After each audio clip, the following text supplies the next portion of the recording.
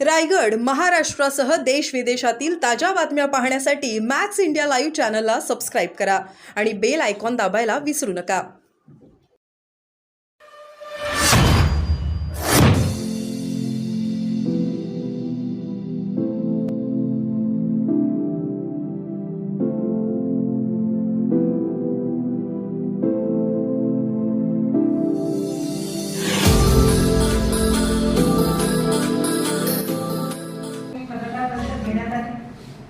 आदरणीय अध्यक्ष मल्लिकार्जुन खरगे साहेब असतील, आदरणीय सोनिया गांधी असतील, राहुल गांधी असतील आणि अजय माकनजी असतील, या सर्वांनी त्या ठिकाणी आपली भूमिका स्पष्ट सांगितलेली आहे.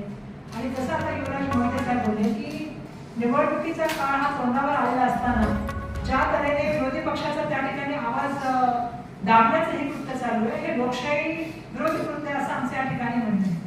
खरं तर ईडी, सीबीआय, इन्कम टॅक्स याचा वापर सरेबागपणे हा विरोधकांना दाबण्यासाठी, त्यांचा आवाज बंद करण्यासाठी त्या ठिकाणी होत आहे. आपल्यालाही माहिती आहे की कुठल्याही राजकीय पक्षाला त्या ठिकाणी इन्कम टॅक्स लावला जात नाही. अशा वेळेला काँग्रेसची 1111 खाती जी आहेत ती गोठवण्याचं काम झालं.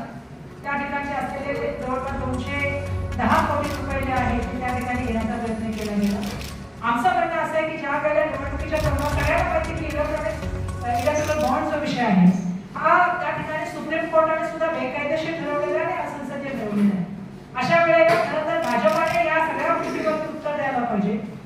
देशाच्या प्राईम मिनिस्टरने त्यावेळी जबाबदारी घेऊन राजीनामा दिला पाहिजे होता.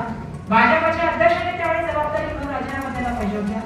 ज्या शेअर कंपन्या त्याच्यामध्ये त्या ठिकाणी इन्कम नाहीये, त्याचं प्रॉफिट नाहीये, त्याच्यापेक्षा डबल ट्रिपल पैसे त्यांनी जे आहेत त्या इलेक्ट्रॉनिक बॉन्डच्या माध्यमातून भाजपला मदत करण्याचं काम केलेलं आहे. सातत्याने माननीय सर्वोच्च न्यायालय एसबीआयला सांगते, केंद्र सरकारला त्या ठिकाणी डायरेक्शन देते. अशा वेळेला आपण जर बघितलं तर काँग्रेस पक्षाची खाती गोठवणं, त्या ठिकाणी विरोधकांचा आवाज दाबणं हा जो प्रयत्न चालू आहे, अशा वेळेला मला वाटतं की आता ही लढाई भारतीय लोक विरुद्ध भाजपाशी होणार आहे अशी आमची या ठिकाणी म्हणणं आहे. कारण ज्या तऱ्हेने लोकांना सुद्धा कळायला लागलेलं आहे की भाजपाचा हा जो प्रयत्न आहे, एका ठिकाणी सांगायचं 400 पार आणि दुसऱ्या ठिकाणी विरोधकांना त्याला बिलकुल त्या ठिकाणी थांबवण्याचं काम करायचं. परंतु काँग्रेस पार्टी याच्याने डगमगणार नाही. गेल्या काळामध्ये आम्ही आमचा उद्देश घेऊन लोकांसमोर जाऊ, लोकांना सांगू की मोठे मोठे इलेक्ट्रॉनिक्स बॉन्ड घेऊन कोण त्या कुठल्याही पैशाचा वापर करत आहे. प्रत्येकाला असं वाटायला लागलंय की भाजपाला की आम्ही जे आहे ते सगळ्या सरकारी यंत्रणेचा वापर करू, बाकीच्या गोष्टीचा वापर करू. परंतु जनता ही या देशाच्या संविधानाच्या माध्यमातून जे आहे ते सर्वश्रेष्ठ आहे. त्यामुळे जनता या संदर्भाबद्दल निर्णय घेईल. दुसरा मुद्दा जो त्यांनी काल मांडला, आपचे नेते आणि दिल्लीचे मुख्यमंत्री अरविंद केजरीवाल यांना काल अटक करण्यात आली आणि त्याच्यानंतर काल रात्री 11 वाजता आप पार्टीने जो आहे ते मुंबईच्या ईडी कार्यालयावरती मोर्चा नेला होता.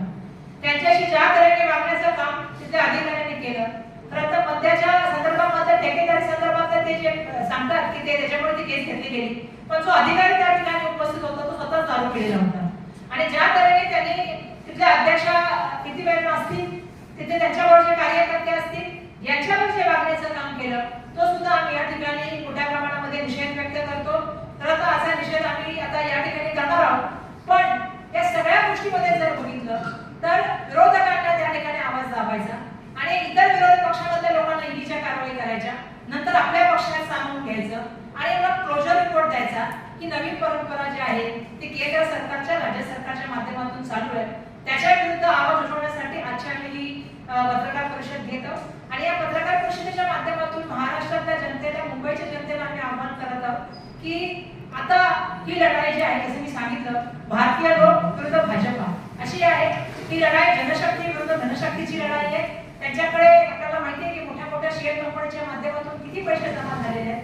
अशा वेळेला या देशाच्या स्वातंत्र्याच्या लढाईमध्ये आपल्या सगळ्यांना दुसरं स्वातंत्र्य, कारण दडपशाही त्या ठिकाणी, हुकुमशाही एका ठिकाणी चालू आहे आणि एका लोकशाहीच्या माध्यमातून आम्ही लढण्याचा प्रयत्न करत आहोत. मला काय विचारायचंय? भाजपामध्ये नैतिकता आहे का? पहिला मला भाजपाला प्रश्न विचारायचा आहे. आणि ही जी लढाई आहे ती लोकांनी ठरवू द्या ना. तुम्ही कशाला सगळ्या हत्याराचा वापर करताय? याचा अर्थ तुम्हाला विश्वास नाहीये की तुम्ही 400च्या पार जाणार आहात, तुम्ही जिंकणार आहात, याचा तुम्हाला विश्वास नाही. म्हणून तुम्ही सगळ्या पक्षाला त्या ठिकाणी कुठे ना कुठे त्रास देण्यासाठी प्रयत्न करतात. पण जनता सगळं समजते. आता तुम्ही त्यांना शिक्षा दिली, खरं तर त्यांची मला वाटतं महाराष्ट्र उच्च न्यायालयात केस संपली, पण तुम्ही त्यांना काल रात्रीच्या रात्री अरेस्ट केली का?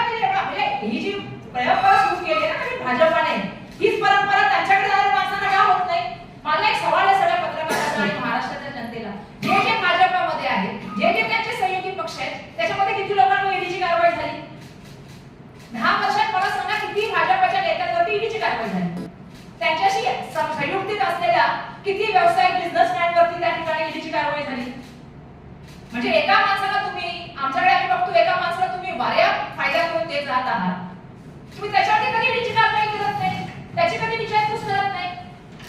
पण ज्या वेळेला तुमच्याकडे कोणी विरोधक समोर असतो, तुम्ही त्याच्यावरती ईडीची कारवाई घेता आणि त्याच्यानंतर त्याला पक्षच सामील करून घेता. आणि मग पुढे काय होतं?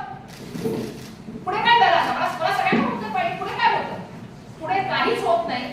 हे दबावाचं यंत्र, या स्वायत्त यंत्रणाची, त्याने बरोबर प्रश्न मगाशी विचारला की या स्वायत्त यंत्रणा जर भाजपाच्या हेडक्वार्टर मधून आणि आरएसएसच्या हेडक्वार्टर मधून चालायला लागल्या तर त्याची स्वायत्तता राहील काय? देशाचं संविधान आहे, देशाची लोकशाही राहील का?